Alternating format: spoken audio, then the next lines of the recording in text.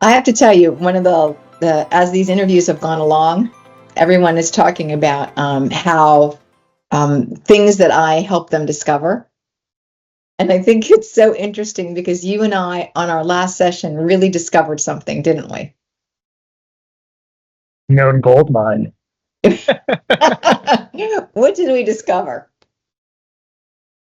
I work that my pipeline from the Cheesecake Factory is so much more fulfilling than we originally thought 8 months ago when we kind of just tossed it out the window.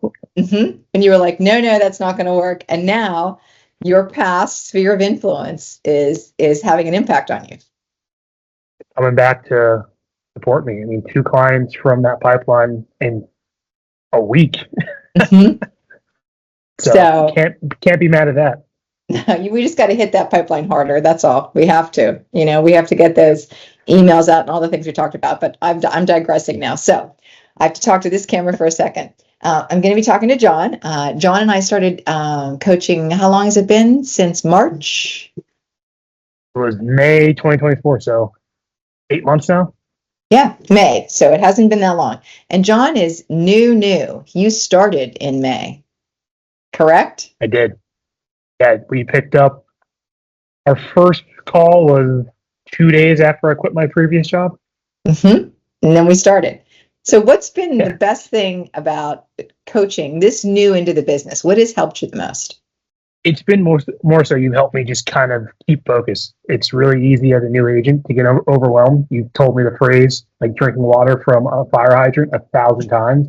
And that's exactly what the first month felt like. And with you, it's felt more like a gentle drip, not all at once. Good. So we're slowly feeding you the water instead of just pouring it down your throat. Correct.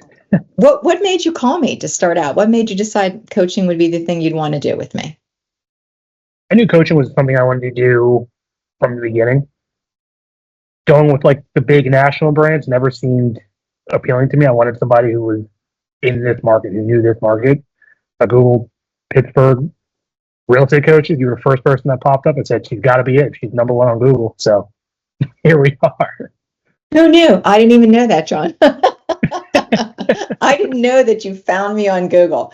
I was assuming that your manager told you should talk to me, but no. So, that's good information for me. What do you think the biggest impact that coaching has had for you? What's the biggest change? The biggest change for me is just the support that you've given me through all the months. I remember writing up my first deal and I had a panic attack and I called you and you literally walked me through it page by page. And by the end of it, I felt so much better. And I can't sit here and say I would have that same level of confidence and care if I didn't have you. Oh, well, that was a fun night. You were calm but concerned. You were not upset, but you were concerned. What specific goals have you achieved so far that we talked about? The biggest goal we had was at a slow start to 2024, just with the state of the market. And you said, John, I want you to close one deal before this year ends. And we did it. Now, 2025 is going to be a different story. We have other goals for 2025. We've got bigger goals for this year, but we had to set the bar low. Listen, you have to, in all honesty, that was only 8 months as a realtor and you closed a deal. So that was terrific because you were really just in the learning phase of everything. So, and actually last year, the statistic is that some real estate agents, over 70% of them didn't close one deal. So you're not in that group. You're not in that group. So let's talk about what hesitations did you have about coaching with me? The only hesitation I would ever have with you or anybody would just be, I'm like, I just don't know this person. So there's always a weirdness of me of trusting people off the bat. But I remember we had our discovery call together and you were like, I'm going to leave you with one piece of advice. Get yourself a professional email signature. You taught me how to do that through the Hannah universe. And I used it and I got so many compliments at work. People were like, man, your email signature looks fantastic. How'd you do it? And I started showing people. I felt like a genius. And I was like, all right, this Lou person, she's got all the knowledge. She's the one for me. Well, you are a genius. So we were just giving you the tools that already existed there for you. Favorite success story with a client from this year? My favorite success story was that first deal I closed. It was a couple that moved here from California, didn't really know anybody. I met them at an open house, and it kind of was a team effort to get them to the finish line. They left my open house. We didn't have really any agreement. I sent them to another open house right down the street for one of my coworkers, and her and my manager were there, and they kind of talked me up. And next thing you know, that night we had a conversation, and just getting them to that finish line, getting to the closing table, and seeing just how genuinely happy they were. That just put a smile on my face. You know what? That's been a common theme when I talk to people, that it brings you joy to have people and help people get to the finish line. Okay, so this is going to be a tough one for you.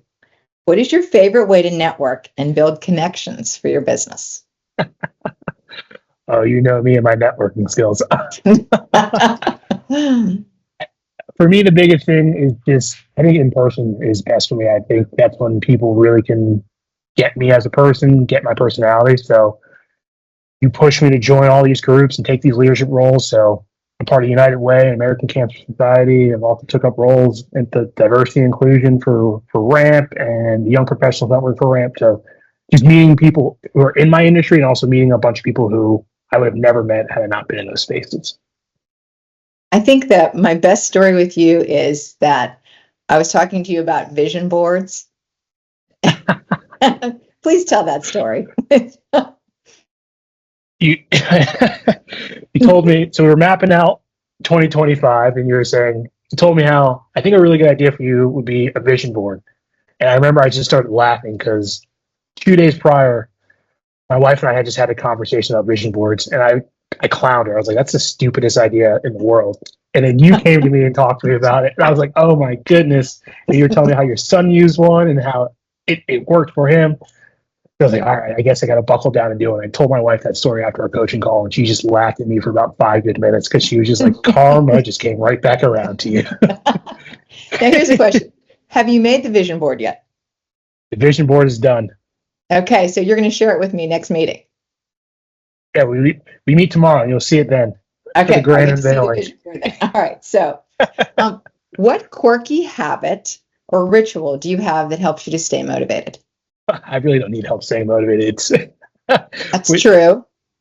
But for me, I guess the quirkiest thing for me is just, I kind of wake up and I look at my wife, and that's just the motivation I need. And just like, I know taking care of her is all the motivation I need to kind of keep me going and make me not want to quit. And you've also talked me off the ledge a few times. So all of that combined has helped me really stay motivated and stay on path.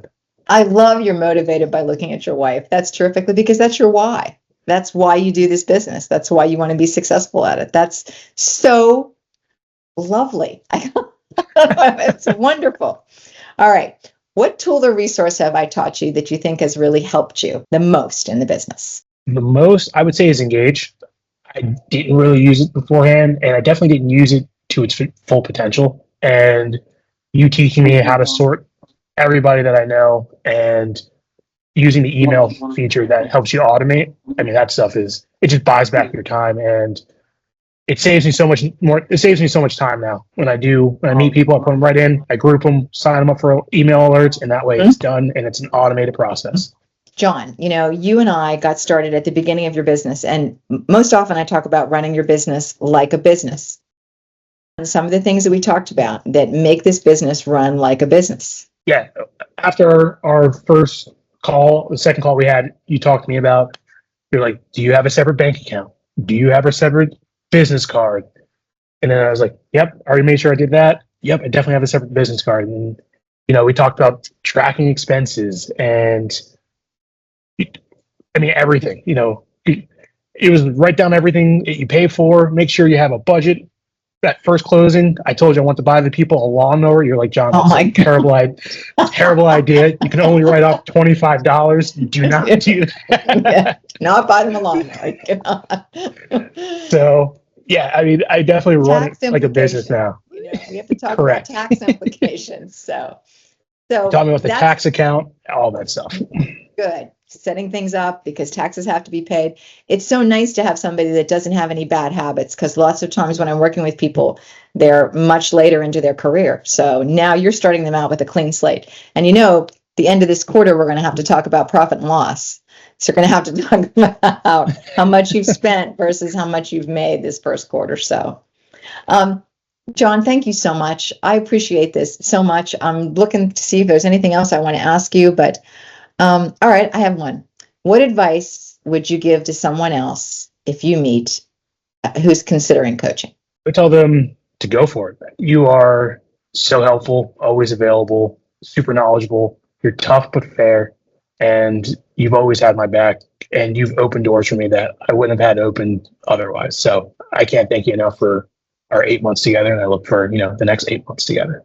All right, John. I'm going to talk to you tomorrow. Okay. Yeah, I'll see you tomorrow, Lou. Thank you. All right. So this was such a unique opportunity for me to get to work with John from the beginning of his career. Not really get any of the bad habits that some of us have gotten over the years as we get into real estate and get busy and don't do all the things to help you set up your business. So starting with someone new like this has been a wonderful experience, and having him have success this year, and really, 8 months. We haven't been coaching together that long, so it's been fantastic, and he's going to be an excellent realtor.